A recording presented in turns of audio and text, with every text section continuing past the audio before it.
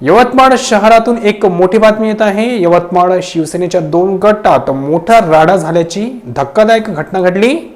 नगर परिषद निवडणुकीच्या निकालानंतर यवतमाळमधील शिवसेना उभाटा गटातील अंतर्गत कलह चव्हाट्यावर आला आहे। शनिवारी 27 डिसेंबर रोजी आयोजित खासदार संजय देशमुख यांच्या सत्काराच्या कार्यक्रमात शिवसेनेच्या 2 गटात जोरदार राडा झाला। यावेळी संतप्त शिवसैनिकांनी खासदारांचे बॅनर फाडून परिसरात जोरदार घोषणाबाजी केली, ज्यामुळे शहरात तणावाचे वातावरण निर्माण झाले होते। नगर परिषद निवडणुकीत शिवसेना उभाटा आणि काँग्रेसची युती फिसकटल्याने दोन्ही पक्षांनी स्वतंत्र उमेदवार उभे केले होते। यात शिवसेनेचे उमेदवार पराभूत झाले। या पराभवाचे कापर फोडत पक्षातून हकालपट्टी करण्यात आलेले संतोष ढवळे यांनी खासदार संजय देशमुख आणि जिल्हा प्रमुख राजेंद्र गायकवाड यांच्यावर टीका केली होती। याचा वाद आजचा राडा झाला आहे। उत्सव मंगल कार्यालयात खासदार संजय देशमुख यांचा सत्कार समारंभ आयोजित करण्यात आला होता। शिवसेना नेते राजेंद्र गायकवाड आणि किशोर इंगळे यांच्या नेतृत्वाखाली शिवसैनिक भगवे झेंडे घेऊन कार्यक्रम स्थळी धडकले आणि आक्रमक झालेल्या शिवसैनिकांनी कार्यक्रम स्थळी लावलेले खासदारांचे बॅनर फाडून टाकले आणि काही बॅनर सोबत नेले। राजेंद्र गायकवाड यांनी संतोष ढवळे यांच्यावर टीका करताना म्हटले की जे पक्षाबाहेर आहेत आणि काँग्रेस नेत्यांचे काम करतात ते कसले शिवसैनिक, ते गद्दार आहेत। कार्यक्रमात राडा आणि घोषणाबाजी हातात पक्षांचे झेंडे आणि लाट्या घेतलेले शिवसैनिक मंचावर चढले आणि त्यांनी खासदारांच्या विरोधात लावलेले बॅनर पोस्टर फाडून टाकले। यावेळी गद्दार कोण असा प्रश्न त्यांनी केला। यावरून दोन्ही गटात जोरदार शाब्दिक चकमक उडाली। संतोष ढवळे आणि शिवसैनिकांमध्ये झालेल्या या वादामुळे वातावरण कमालीचे तापले होते। अखेर पोलिसांनी घटनास्थळी धाव घेत मध्यस्थी करण्याचा प्रयत्न केला। पक्षविरोधी कारवाया करणाऱ्यांना धडा शिकवला जाईल, खासदारांचा अपमान सहन केला जाणार नाही, असे राजेंद्र गायकवाड जिल्हा संपर्क प्रमुख म्हणाले। संतोष ढवळे याची हकालपट्टी झालेली आहे आणि ती हकालपट्टी झाल्यानंतर हरामखोर संतोष ढवळे बेताल वक्तव्य करत फिरत होता। इथं खासदाराचा अपमान करायच्या हेतून इथं येणं, खासदाराचा कार्यक्रम ठेवला फोटो लावून, खरं तर त्याला अधिकार नाही। शिवसेनेचे खासदार संजय देशमुख यांचा फोटो लावायचा सुद्धा अधिकार नाही, पण हरामखोर शिवसेनेचं नाव घेतो, बाळासाहेबांचं नाव घेतो आणि स्वतःचं पोट भरतो। अशा हरामखोर कार्यकर्त्यांना शिवसेना स्टाईल दाखवायला इथं यवतमाळ जिल्ह्याची शिवसेना आली होती। काय नेमका प्रकार इथं या ठिकाणी झाला? या ठिकाणी आम्हाला दिसलं की संतोष ढवळे यांनी त्याचे बेताल कार्यकर्ते इथं खासदार अपमान करणार आहे असं आम्हाला माहीत पडलं आणि शिवसेनेचा अपमान करणार आहे हे शिवसेनेला आव्हान देण्याची भाषा करत होता। त्याला आज आम्ही त्याची जागा दाखवून दिलेली आहे। हे एकनिष्ठ शिवसैनिक म्हणत आहे। शिवसैनिक काही नाही, ते गद्दार आहे साले, हरामखोर शिवसैनिक कसले आले, गद्दार आहे साले। इथे पंजाचं काम केलं, इथे नगरपालिकेच्या निवडणुकीत इथे नगराध्यक्षाच्या विरोधात पंजाचं काम केलं, सीटा इथे यांनी पंजावर उभ्या केला। ते कशाचे शिवसैनिक आहे? गद्दार आहे साले, प्युअर गद्दार आहे, हरामखोर। आता याच्या पहिले साले ना 15 वर्षे मदनेरावरचे पाय चाटले या संतोष ढवळे ना, आता आज मोगेचे पाय चाटले, आज बाळासाहेब मांगुळकरांचे पाय चाटून राहिले। हे साले शिवसैनिक आहे का, हरामखोर?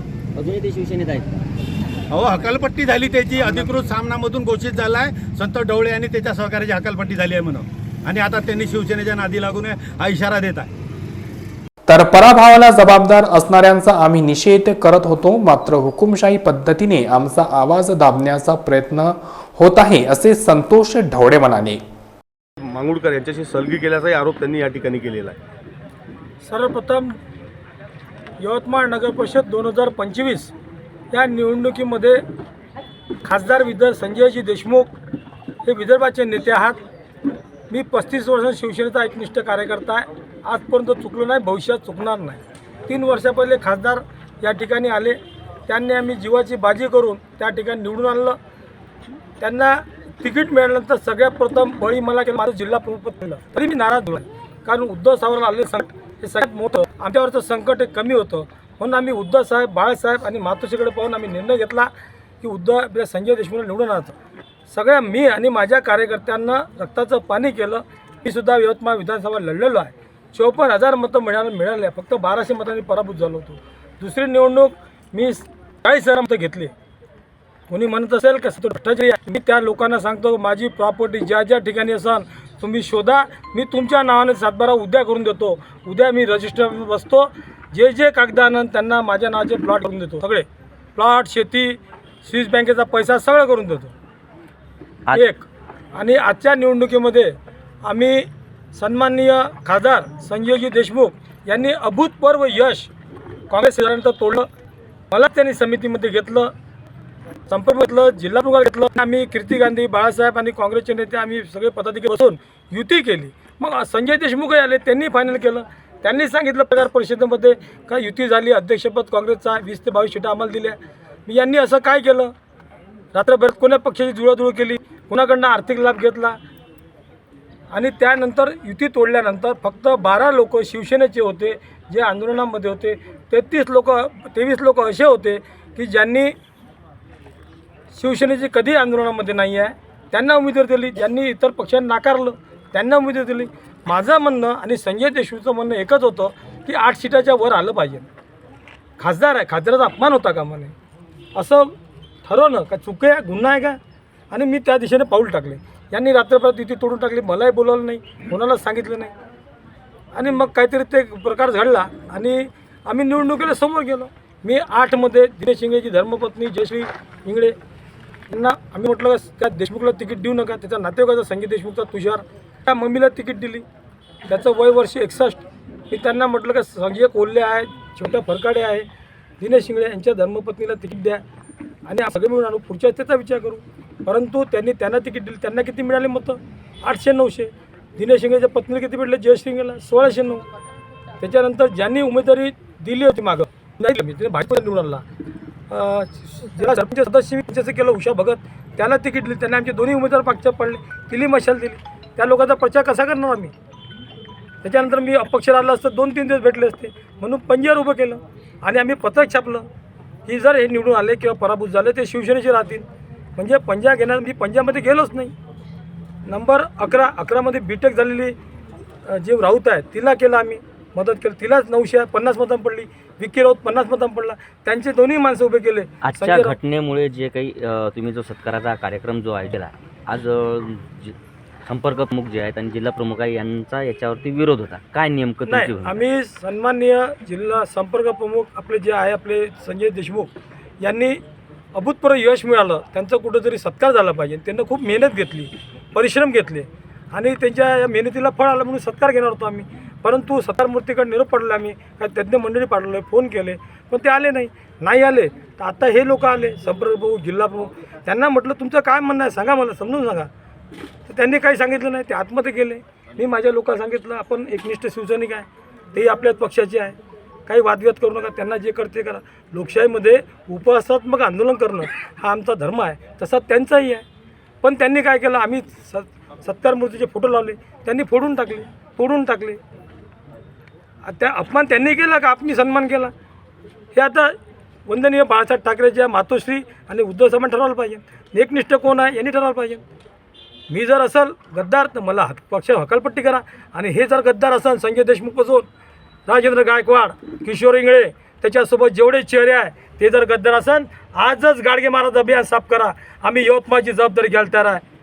शिवसेना मुखपत्रातून आपली हकालपट्टी झाल्याची निदर्शनात पुढे आलेलं आहे. तशी त्यांनी सांगितलं की हकालपट्टी तुमची ऑलरेडी झालेली आहे. गद्दारांनी या त्यामुळे संपूर्ण विषयावर बोलू नये आणि प्रत्येक पक्षाला निवडणुकीमध्ये संतोष झवडे यांनी सेटिंगचंच राजकारण केलं असाही आरोप त्यांनी केला. शेटिंगचं राजकारण एक पुरावा दाखवा, मी उद्याच संमती घेऊन टाकतो. आता यांनी करावं. गायकवाडबद्दल सांगू, गायकवाड ऐकून घ्या. आता 4 अपत्य, 2 त्याच्या नावावर, 2 साडीच्या नावानं. त्याची प्रॉपर्टी अमरावतीतली सगळी लोकांना दाबलेली आहे. सगळ्याला कर्ज देणं, घराला लॉक मारणं. हे मुकरी भाजीवाला, त्याला कर्ज दिलं, ते जागा होती खाली, तिथे शेड बांधलं, भाड्यानं दिलं. दुकानदार, दत्त मंदिरामध्ये 2 दुकानं आहे. अमरापुरात 8-10 घरं घेतले. कुठून आले प्रॉपर्टी? संत डळचं एकच घर आहे अमरापुरात, ते वडिलाच्या नावानं. माझ्या नावानं आजही एकही प्रॉपर्टी नाही, ना एक झोपडी आहे, ना काय आहे. मी आजपर्यंत माझ्या नजरेत पडलो नाही. मी लोकांच्या नजरेत पडण्याचा प्रश्नच नाही. त्यांचं म्हणणं आहे की बा हकालपट्टी झाल्यानंतर पक्षाची बदनामी होईल, असं खासदाराचा अपमान होईल, असं करणं चुकीचं मी आहे. सन्माननीय उद्धव साहेब यांच्या जवळ राईट हँड त्यांना फोन केला. मी सांगितलं की मी 35 वर्षांपासून शिवसैनिक आहे, प्रामाणिक आहे. मी आजपर्यंत अवैध आहे, लग्नही केलं नाही. समाजसेवा करत असताना वेळ केव्हा निघून गेलं हे मलाही माहीत पडलं नाही. आणि अशा वेळेस त्यांनी पक्षाने माझी हकालपट्टी केलं, मलाही वाईट वाटलं, माझ्या सहकार्याने वाटलं. जे लोक मला मानतात, लाखो लोक, त्यांनाही वाईट वाटलं. तरी पण मी म्हटलं की माझी हकालपट्टी झाली, काय हरकत नाही, परंतु मला उद्धव साहेबांचं दोष शब्द बोलू तर द्या, माझी चुकी काय आहे. त्यांनी मला सांगितलं, संतोष, उद्धव साहेब आणि तू आणि मी तिघे फेस टू फेस चर्चा करू, त्यानंतर जे साहेब निर्णय देतील ते मला मान्य आहे आणि मी त्या क्षणाची प्रतीक्षा करत आहे. ओके. दरम्यान या घटनेची माहिती मिळताच अवधूतवाडी पोलिसांनी तातडीने घटनास्थळी धाव घेतली. पोलिसांनी दोन्ही गटाच्या कार्यकर्त्यांना पांगवून परिस्थिती नियंत्रणात आणली. मात्र या प्रकारामुळे यवतमाळमधील शिवसेनेतील अंतर्गत गटबाजी आता टोकाला गेल्याचे स्पष्ट झाले आहे. निवडणुकीत पराभव झाल्याने निष्ठावंत शिवसैनिक आणि हकालपट्टी केलेले पदाधिकारी यांच्यात हा संघर्ष पेटला असून आगामी काळात याचे पडसाद उमटण्याची शक्यता आहे. ही माहिती यवतमाळ येथून RN न्यूजचे प्रतिनिधी शाकीर अहमद यांनी दिली.